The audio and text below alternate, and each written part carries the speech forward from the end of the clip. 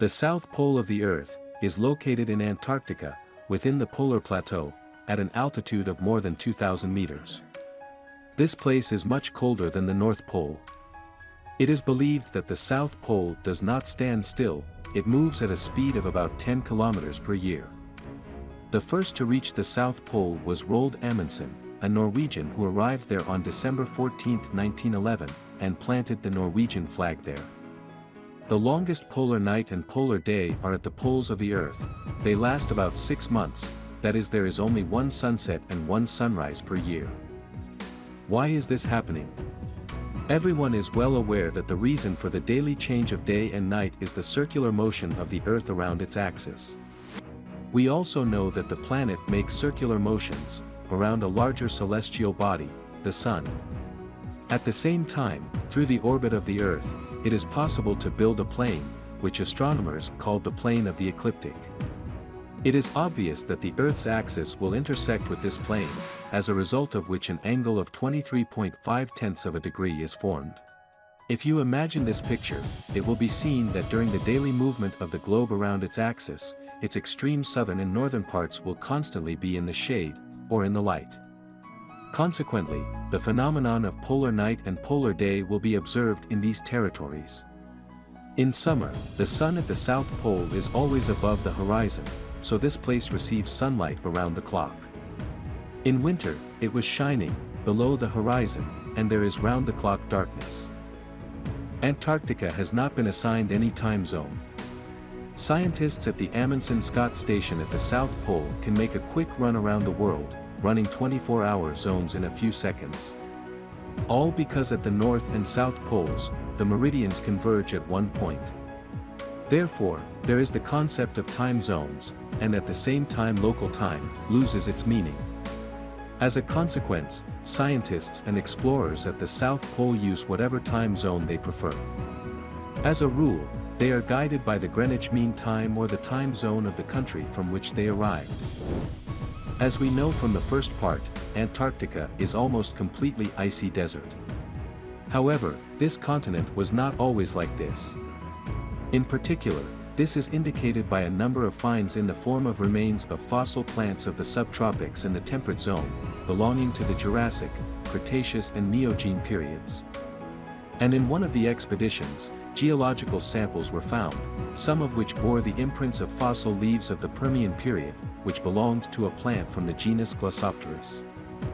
According to paleontology and geology, this plant grew exclusively in the tropics, which according to the researchers, indicated colossal climatic changes. This find became one of the main arguments in favor of the theory of lithospheric plate tectonics. Traces of similar plants have been found in Australia, New Zealand, India, Africa, and South America. Therefore, the researchers suggested the existence of a once single southern supercontinent, Gondwana. Scientists believe that the formation of continents occurred in the following sequence. Approximately 180 million years ago, Pangaea, the supercontinent that united all the continents, began to disintegrate and two supercontinents were formed, Northern Laurasia, including future North America and Eurasia. And the south is Gondwana, consisting of South America, Africa, Australia and Antarctica, as well as the tectonic blocks of Hindustan and Arabia. After some time, Gondwana broke up, and formed all the southern continents.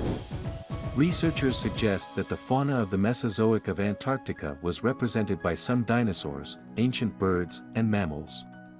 Despite severe weather conditions, and the fact that about 98% of the mainland surface is under ice, the researchers managed to find the remains of dinosaurs. The very first dinosaur found in Antarctica is Antarctopelta, the remains of which were found on James Ross Island in 1989. In Antarctica, on Seymour Island, scientists from Chile discovered the largest egg, the era of huge pangolins, weighing 6.5 kilograms. The find has a soft shell. Scientists suggest that the egg belongs to mosasaurs. In addition, the remains of a plesiosaur were found on this island. The reptile, similar to the Loch Ness Monster, was 11 meters long and weighed about 14 tons. In 1991, in Antarctica, on the slope of Mount Kirkpatrick, they found the remains of a cryolophosaurus that had a body length of about 8 meters. In order to extract the remains of an ancient monster from many kilometers of ice, the researchers had to first blow up the frozen dinosaur with dynamite, and only after that collect the scattered parts of the cryolophosaurus along the mountain slopes. There are also known finds of the remains of herbivorous dinosaurs in Antarctica, which may also indicate that earlier the climate in these places was warm. Approximately 35 million years ago, Antarctica ruptured from South America, as a result of which the Drake Passage was opened.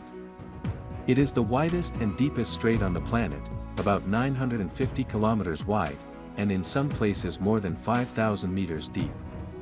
The development of Antarctica has led to its complete isolation by the largest ocean current, about 30,000 kilometers long, known as the Antarctic Circumpolar Current.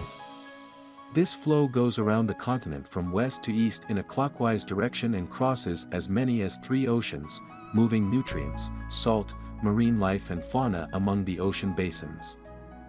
In the upper layer of oceanic waters, the current is caused mainly by the influence of the westerly winds prevailing in these latitudes. In a number of areas, the flow covers the entire mass of water to the ocean floor. It is believed that the formation of a closed, circular, circumpolar Antarctic current led to the fact that warm waters from the equator stopped flowing to the shores of Antarctica, so the climate began to change towards cooling. There is also a version that the reason for the cooling was a decrease in the concentration of greenhouse gases in the atmosphere, especially carbon dioxide. Most geologists agree that the ice sheets of Antarctica began to form about 34 million years ago.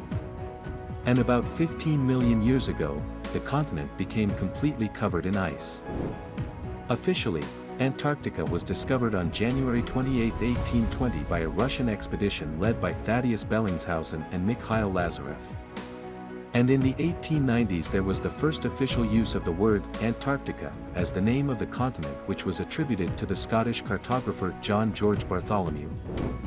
However, there are claims that Antarctica was discovered much earlier.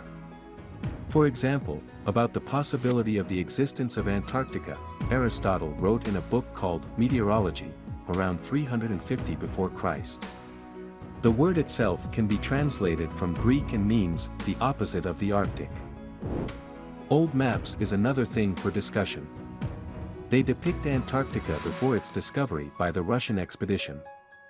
For example, the famous maps of the 16th century by Phineas and Mercator where Antarctica was located at the South Pole. And the map of the Turkish Admiral Piri Reis, with high accuracy, displays the coastline of Antarctica, 300 years before its official discovery. There is an opinion that the listed maps were compiled on the basis of more ancient sources. It is also interesting that on the map of Piri Reis the continent is not covered with ice and snow.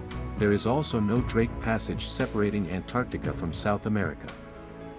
Based on scientific data, all of this is a typical of hoary antiquity, in which no people have yet lived or lived. Perhaps the climate on the planet changed faster, and Antarctica was warm not so long ago, as researchers think. The only explanation accepted by modern scientists for this fact is the theory of the periodic change of the Earth's poles, which could also cause climate change. Some researchers say that in about 100 years, due to global warming, trees will be able to grow in Antarctica, and the number of representatives of the animal world will only increase. Antarctica of the future is in danger of turning into an archipelago that is quite comfortable for life. As you can see, Antarctica is full of unique and interesting facts, but despite the discoveries made, the mysterious ice-covered continent still holds many secrets that await close observation and study. That's all from me. If you enjoyed it, please like this video, and subscribe to the channel. See you again.